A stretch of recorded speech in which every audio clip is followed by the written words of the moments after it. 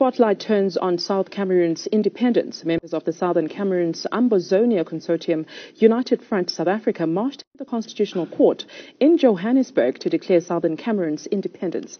Our reporter Valerie Robinson was there. She filed this report.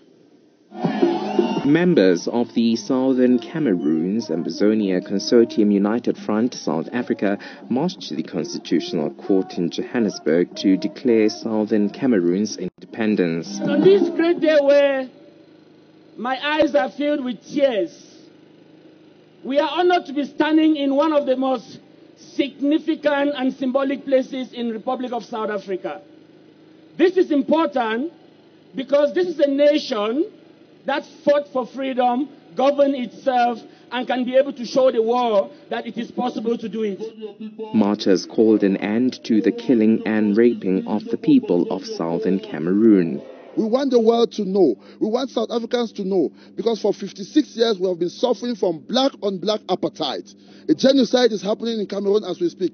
Because in a position where the military is sent to shoot with live bullets on armed civilians, that is a genocide. With 500 people and more already being incarcerated and killed in different forms, with old mothers as old as 90 years old. We are saying that the world should look at Cameroon. The Southern Cameroon's Ambazonia Consortium United Front's Jessie Itambi says the role of women should never be overlooked. We are not declaring our independence today. We are declaring the restoration of our independence. The place of women is not only going to be at the level of the Takumbeng. We are going to be involved at every decision-making organ. Southern Cameroonians or Ambazonians have declared today a historic day as they take back their independence. But will the government of Republic Cameroon accept it, or will they continue to put preventative measures in, such as blocking the internet? Valerie Robinson, ANN7, Johannesburg. And staying with Cameroon, dozens of people have been killed during an independence protest by the English-speaking minority. The protest comes as the 56th anniversary of the Anglophone Cameroon's independence from Britain comes along. Now, the English-speaking minority has long complained of being marginalized by the Francophone-dominated government.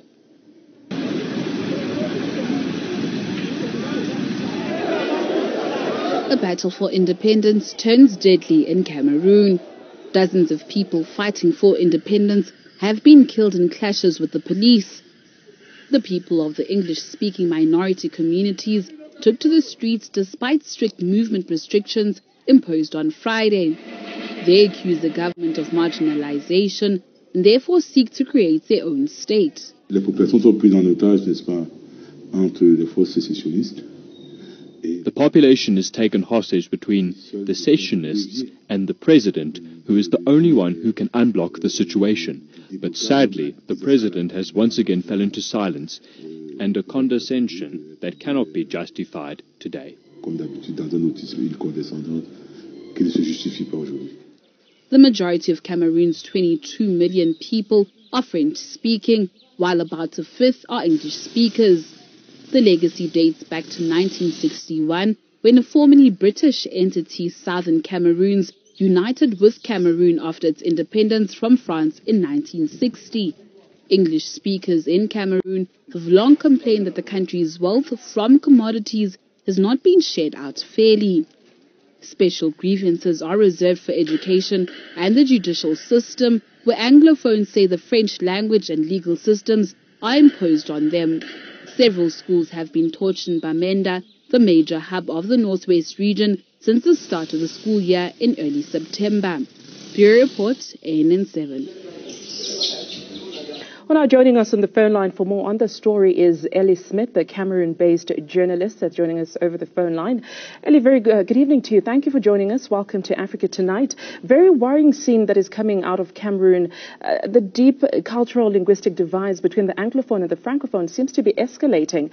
Why are we seeing this happening? Well, it is. Thank you first of all for inviting me. It is happening right now because the treaty that brought the two countries together in 1961 has not been respected. And I think for 66 or now 57 years, Anglophones have been a kind of subservient, and just recently a number of issues have made them to become much more assertive, because you cannot be in a union whereby officially you are equal citizens, but in reality you are regarded as a second-class citizens. Most English-speaking Cameroonians cannot have strategic posts of responsibility in this country. They cannot be Minister of Finance. An Anglophone cannot be Minister of Territorial Administration, cannot be Minister of Education, cannot be Minister of Foreign Affairs, cannot be. There are a number of posts of responsibilities in this country that an English-speaking Cameroonian cannot have. I think for some time they considered, yes. But Ellie, with the Anglophone area obviously seemingly disenfranchised, why are we not seeing the Francophone part of the country, for the sake of unity, coming to support the English-speaking Cameroonians, rather? Yes, the thing is that most Francophones have a kind of, they are so nationalistic. They think that the Anglophones are exaggerating. To them, they want to have this notion of a grand Cameroon, that big Cameroon that was created by the Germans from 1884 to 1914 or 1916, when the Germans lost Cameroon. To them, the Anglophones are exaggerating. But the thing is that most of them don't understand the history of Anglophone Cameroon. They are being manipulated by the government and state-sponsored media. That's the reason why most of them are not sympathetic to what is happening in Anglophone Cameroon.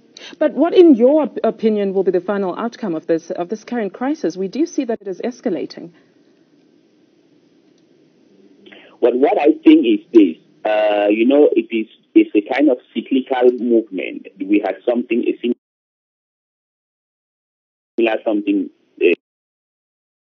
of evil like that 20 years ago. At the end of the day, the government is going to prevail, but I think that there's going to be another uprising which is going to come. And this time around, it is not just going to be ordinary demonstration on the streets, as you've seen in the streets of Bamenda, Kumba. It is going to be an armed conflict, because I think the Anglophones tend to discover that talking or demonstrating without arms makes them vulnerable to the government. I think the outcome will be that the government is going to prevail, but there's going to be another round of crisis. It's not just going to be a matter of people marching down the streets, but it's going to be a military conflict. Now, Ellie, I know you've been covering this story quite intensively. What role are you playing as the media in terms of being objective and making sure that you're independent?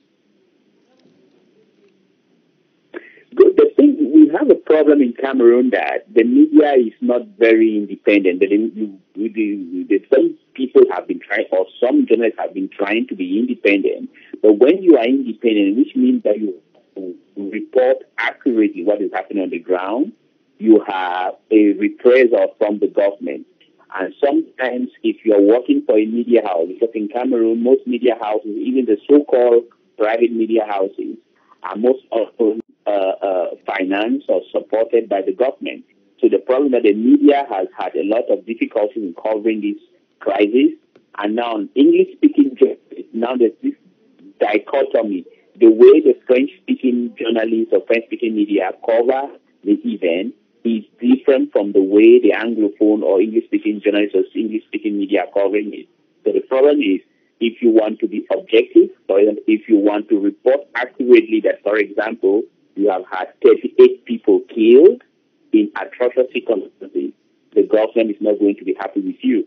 For example, prior to October 1, the Minister of Communications came to Douala, which is the economic capital of Cameroon, and told all the media houses, warning them that they don't want them to report accurately, a kind of veiled threat.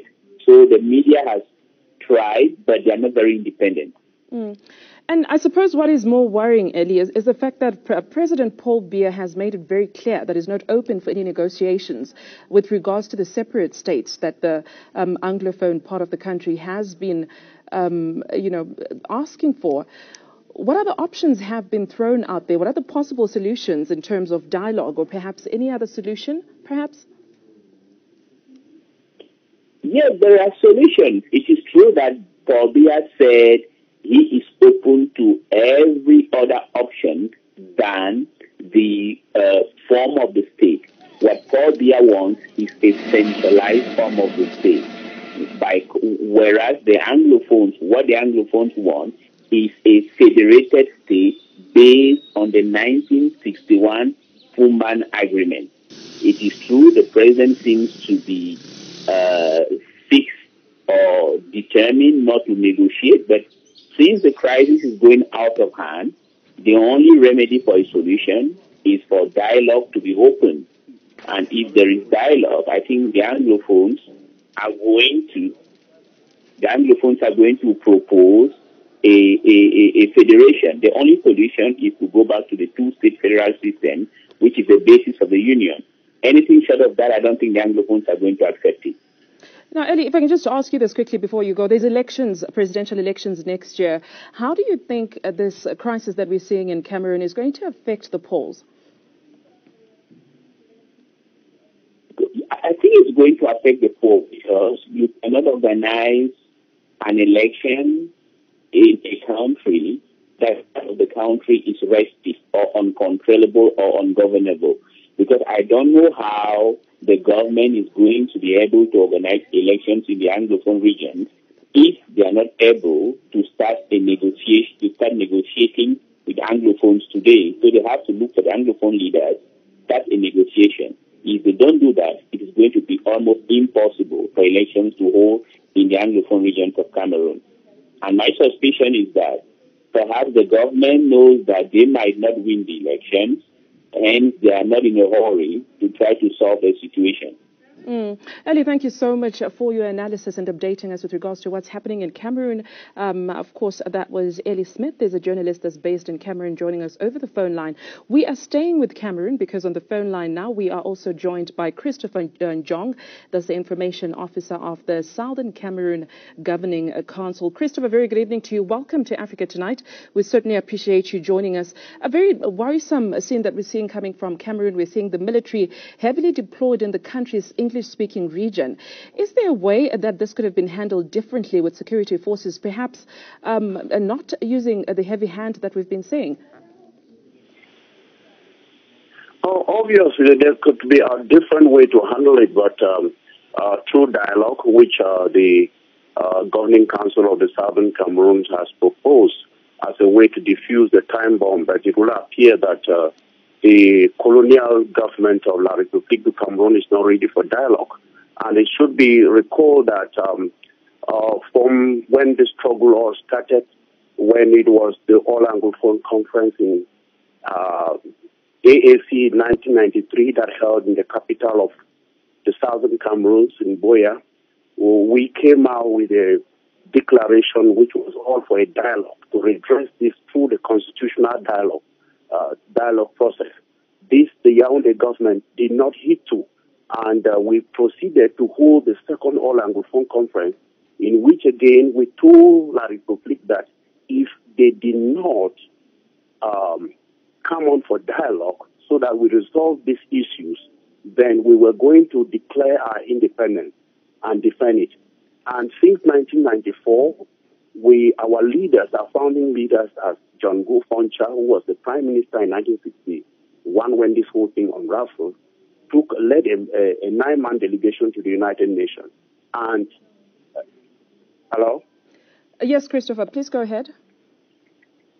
Yes, so it led a 9-man delegation to the United Nations to report, that it was in 1995, to tell the UN that the Union can no longer work and that our independence, the UN, since it did not complete the process of decolonization, it should now complete the decolonization and let us have our full independence.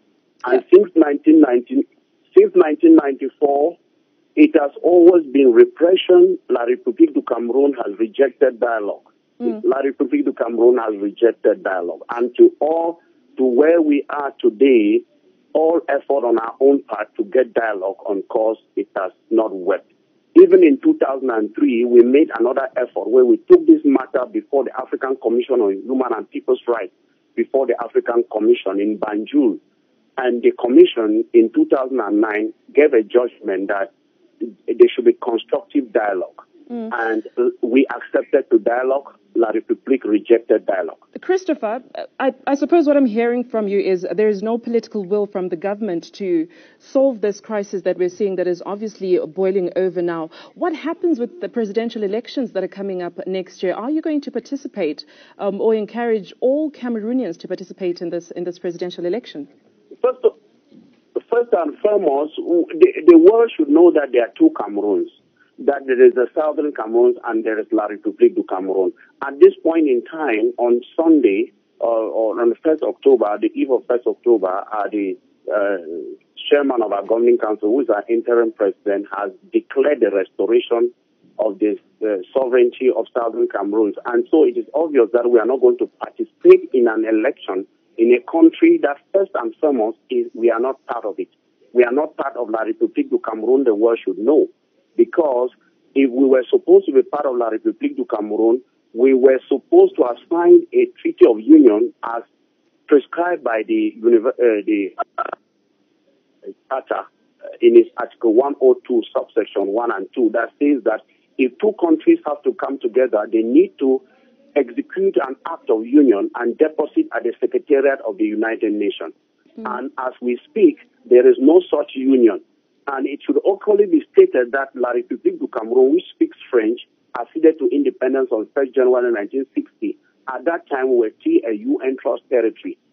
Ours came on the 1st of October, which we, in celebrating it, has become a crime that has led to many deaths, many adopted yesterday. So we are coming from two backgrounds. We are two different countries. To cut the long story short, our country, as we speak now, we are not going to participate in an election organized by a colonial Yaoundé regime. Christopher, I understand and appreciate you taking us through the history of how Cameroon... Oh, sorry, we've lost Christopher there. He was joining us over the phone line. He's from the information officer of the Southern Cameroon Governing Council, Christopher Jong. Ellie, I do hope that you're still with us. Just very quickly, a very adamant Christopher there from the Southern Cameroon Governing Council saying, look, we are a separate state to start with. We don't need to even participate in these elections. How do you think this will affect the dynamics of trying to come up with a solution to this crisis in Cameroon? Well, I understand Christopher. He is a militant and he has some basis. There are elements of truth that he is saying. But I also think that dialogue is very important.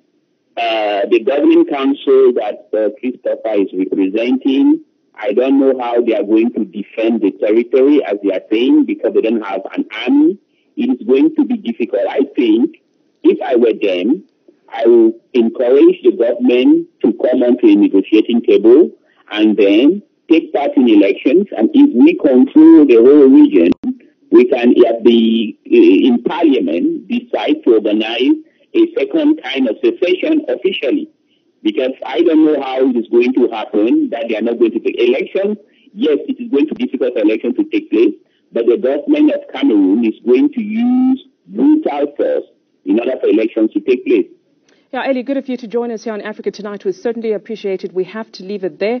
Ellie Smith there, a Cameroon-based journalist joining us over the phone line. Tensions are escalating in Cameroon with the Anglophone and the Francophone drawing the battle lines. And, of course, we'll keep our eye on that story as it develops. We'll be keeping you up to date.